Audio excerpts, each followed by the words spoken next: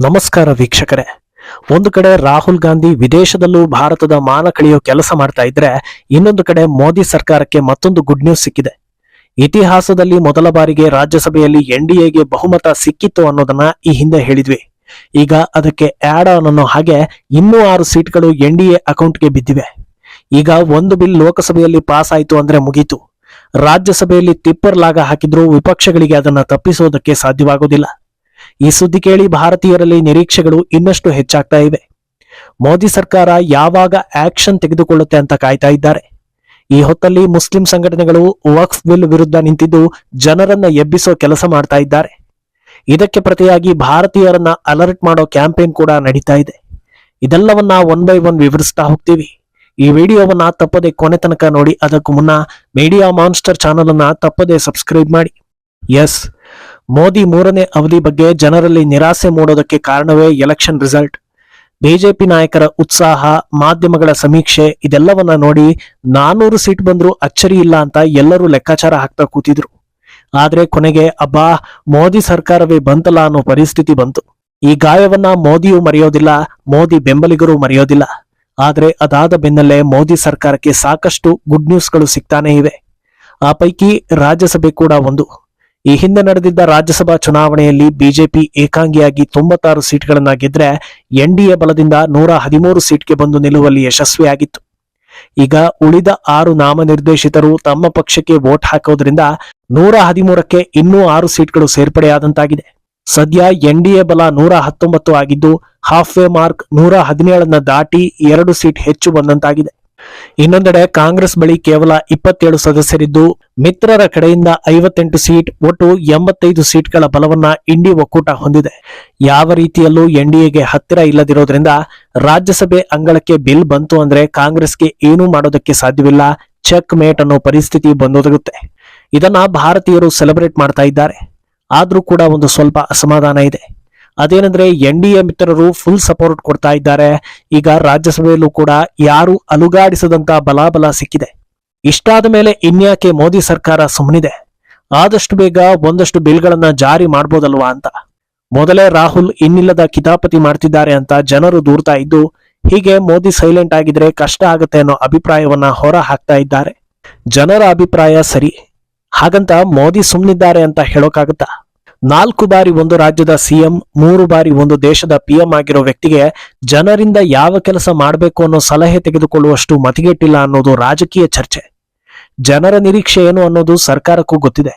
ಆದ್ರೆ ಅರ್ಜೆಂಟ್ ನಲ್ಲಿ ಕೆಲಸ ಮಾಡಿ ನಾಳೆ ಎಡವಟ್ಟಾದ್ರೆ ಅತ್ತ ವಿಪಕ್ಷಗಳನ್ನು ಕಂಟ್ರೋಲ್ ಮಾಡೋದಕ್ಕೆ ಸಾಧ್ಯವಾಗುವುದಿಲ್ಲ, ಇತ್ತ ಜನರಿಗೆ ಸರ್ಕಾರದ ಮೇಲೆ ನಂಬಿಕೆಯೂ ಕಡಿಮೆ ಆಗ್ತಾ ಹೋಗುತ್ತೆ.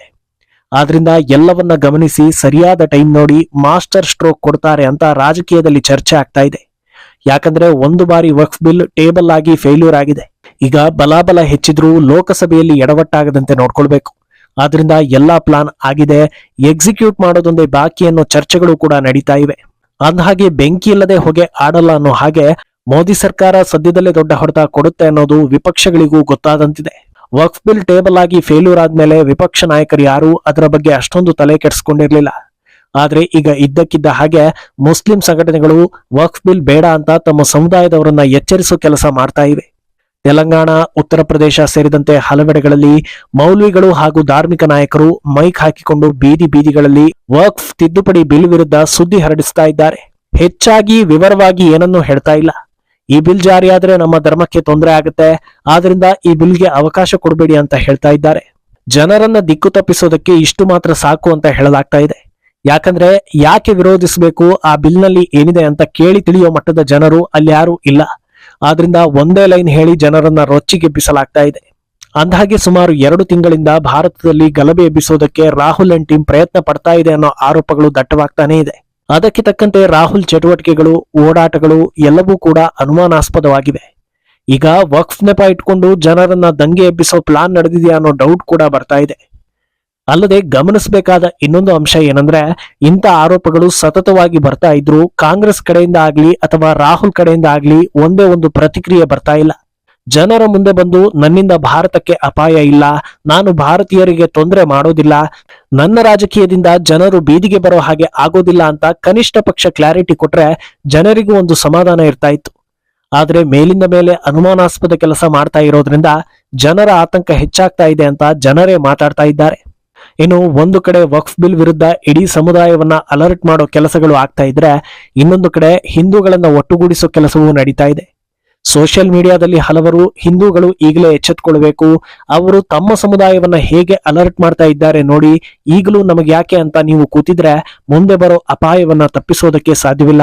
ಆದ್ರಿಂದ ಎಲ್ಲರೂ ಒಗ್ಗಟ್ಟಿಂದ ವಕ್ಫ್ ಬಿಲ್ಗೆ ಸಪೋರ್ಟ್ ಮಾಡಿ ಅಂತ ಕ್ಯಾಂಪೇನ್ ಶುರುವಾಗಿದೆ.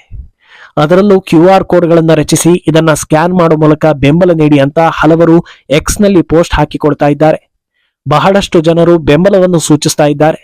ಆದ್ರೆ ಬಹುತೇಕರು ಹೇಳೋದೇನೆಂದ್ರೆ, ಹಿಂದೂಗಳಿಗೂ ಒಗ್ಗಟ್ಟು ಅನ್ನೋ ಪದಕ್ಕೂ ಸಂಬಂಧವೇ ಇಲ್ಲ, ಇದು ಖಂಡಿತ ವಿಫಲ ಯತ್ನ ಅನ್ನೋದು. ಇನ್ನು ವಾಸ್ತವ ಏನು ಅನ್ನೋದನ್ನ ನೋಡಿದ್ರೆ, ಲೋಕಸಭೆಯಲ್ಲಿ ಬಿಲ್ ಪಾಸ್ ಆಯ್ತು ಅಂದ್ರೆ ಮತ್ತೆ ವಕ್ಫ್ ಬಿಲ್ ತಡೆಯೋದಕ್ಕೆ ಸಾಧ್ಯವೇ ಇಲ್ಲ. ಆದ್ರಿಂದ ಈ ಮುನ್ಸೂಚನೆ ಸಿಗ್ತಾ ಇದ್ದ ಹಾಗೆ ದಂಗೆಯೇಳೋ ವಾತಾವರಣ ಸೃಷ್ಟಿ ಆಗ್ತಾ ಇದೆ. ಈ ಪ್ಲಾನ್ ಹೇಗೆ ಅಂದ್ರೆ, ಜನರಿಗೆ ತೊಂದರೆ ಮಾಡೋ ಮೂಲಕ ಸರ್ಕಾರಕ್ಕೆ ಬ್ಲಾಕ್ ಮೇಲ್ ಮಾಡೋದು. 15 ದಿನ ರೋಡ್ ಎಲ್ಲ ಬಂದಾಯ್ತು ಅಂದ್ರೆ ಜನರಿಗೆ ಓಡಾಟಕ್ಕೆ ತೊಂದರೆ ಆಗುತ್ತೆ. ಈ ಹೊತ್ತಲ್ಲಿ ಹಿಂದೂ ವಿರೋಧಿ ಹಿಂದೂಗಳು, ಸ್ವಯಂ ಘೋಷಿತ ಬುದ್ಧಿವಂತರು ಇನ್ನೊಂದು ಧರ್ಮದ ಹಕ್ಕನ್ನ ಕಿತ್ತುಕೊಳ್ಳೋದು ಹಿಂದುತ್ವನ? ಹೇ ರಾಮ, ಹೇ ಕೃಷ್ಣ, ಓ ಬುದ್ಧ, ನೀನು ಹುಟ್ಟಿದ ಜಾಗದಲ್ಲಿ ಇಂದು ಏನಾಗ್ತಾ ಇದೆ ನೋಡು ಅಂತ ಬಣ್ಣ ಬಣ್ಣದ ಮನ ಕಲಕುವ ಕತೆ ಕವನಗಳನ್ನ ಶೇರ್ ಮಾಡೋ ಮೂಲಕ ಜನರ ದಿಕ್ಕು ತಪ್ಪಿಸೋ ಕೆಲಸ ಆಗುತ್ತೆ. ಒಂದು ವೇಳೆ ಸರ್ಕಾರ ಆಕ್ಷನ್ ತಗೊಂಡ್ರೆ ಭಾರತದಲ್ಲಿ ಹಿಂದೂಯೇತರರು ಸೇಫ್ ಅಲ್ಲ ಅನ್ನೋದನ್ನ ಒಳಗಿನ ಹಾಗೂ ಹೊರಗಿನ ಶತ್ರುಗಳು ಸೃಷ್ಟಿ ಮಾಡ್ತಾರೆ.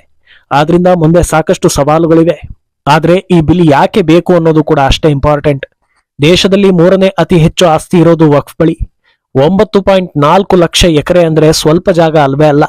ಸಾವಿರಾರು ವರ್ಷಗಳ ಇತಿಹಾಸ ಇರೋ ದೇಗುಲಗಳು, ಕರ್ನಾಟಕದ ವಿಧಾನಸೌಧ, ಅದೆಷ್ಟೋ ಹಳ್ಳಿಗಳನ್ನೇ ವಕ್ಫ್ ತನ್ನ ಆಸ್ತಿ ಅಂತ ಹೇಳ್ಕೊಳ್ತಾ ಇದೆ ಅಂದ್ರೆ, ಓಲೈಕೆ ಮಾಡೋ ರಾಜಕಾರಣಿಗಳಿಗೆ ಏನ್ ಹೇಳ್ಬೇಕು ಅಂತ ನೀವೇ ಡಿಸೈಡ್ ಮಾಡಿ. ಇನ್ನು ಇತ್ತೀಚೆಗೆ ಭಾರತೀಯ ಪುರಾತತ್ವ ಇಲಾಖೆ ಒಂದು ಸ್ಫೋಟಕ ವರದಿಯನ್ನ ಬಿಚ್ಚಿಟ್ಟಿತು. ಅದರಲ್ಲಿರೋ ಪ್ರಕಾರ ಭಾರತದ 130ಕ್ಕೂ ಹೆಚ್ಚು ಐತಿಹಾಸಿಕ ಸ್ಥಳಗಳನ್ನ ವಕ್ಫ್ ತನ್ನ ಆಸ್ತಿ ಅಂತ ಘೋಷಣೆ ಮಾಡಿಕೊಂಡಿದೆ. ಅವುಗಳು ಹಿಂದೂ ಧರ್ಮಕ್ಕೆ ಸಂಬಂಧಪಟ್ಟ ಪುರಾತನ ದೇಗುಲಗಳಾದ್ರೂ ಅದು ವಕ್ಫ್ ಆಸ್ತಿ ಆಗಿದ್ದು ಹೇಗೆ ಅನ್ನೋದು ಜನರಲ್ಲಿ ಗೊಂದಲವನ್ನ ಸೃಷ್ಟಿಸ್ತಾ ಇದೆ. ಕಣ್ಣ ಮುಂದೆಯೇ ಇದೆಲ್ಲ ನಡೀತಾ ಇದ್ರು ಇದಕ್ಕೆ ತಡೆ ಹಾಕೋದಕ್ಕೆ ಯಾಕೆ ತಡ ಆಗ್ತಾ ಇದೆ ಅಂತ ಜನರೇ ಪ್ರಶ್ನೆ ಮಾಡ್ತಾ ಇದ್ದಾರೆ. ಅಷ್ಟೇ ಅಲ್ಲದೆ ಬಡ ಮುಸ್ಲಿಮರಿಗೆ ಈ ಬಿಲ್ನಿಂದ ಯಾವ ಪ್ರಯೋಜನವೂ ಇಲ್ಲ ಅಂತ ಅವರೇ ಮುಂದೆ ಬಂದು ದೂರು ಕೊಡ್ತಾ ಇದ್ದಾರೆ. ಇಂಥ ಹೊತ್ತಲ್ಲಿ ಈ ಬಿಲ್ ಬರ್ಲಿಲ್ಲ ಅಂದ್ರೆ ನಾಳೆ ನಿಮ್ಮ ಮನೆ ಜಾಗ ನಿಮ್ಮ ಹೆಸರಲ್ಲೇ ಇರುತ್ತಾ ಇಲ್ವಾ ಅಂತ ಜನರು ಆತಂಕವನ್ನ ಹೊರಹಾಕ್ತಾ ಇದ್ದಾರೆ. ಒಟ್ನಲ್ಲಿ ವಕ್ಫ್ ಮಾತ್ರವಲ್ಲದೆ ಸಮಾಜಕ್ಕೆ ಅಗತ್ಯವಾಗಿ ಬೇಕಾಗಿರೋ ಸಾಕಷ್ಟು ಬಿಲ್ಗಳು ಜಾರಿ ಆಗೋದಿದೆ. ವಕ್ಫ್ ತಿದ್ದುಪಡಿ ಬಿಲ್ ನಂತರ ಒಂದೊಂದಾಗಿ ಎಲ್ಲವೂ ಜಾರಿ ಆಗಬೇಕಿದೆ. ಮೋದಿ ಸರ್ಕಾರ ಏನು ಮಾಡಲಿದೆ ಅನ್ನೋದು ಸದ್ಯಕ್ಕೆ ಕುತೂಹಲ. ಈ ಬಗ್ಗೆ ನಿಮ್ಮ ಅಭಿಪ್ರಾಯವನ್ನ ತಪ್ಪದೆ ಕಾಮೆಂಟ್ ಮೂಲಕ ತಿಳಿಸಿ.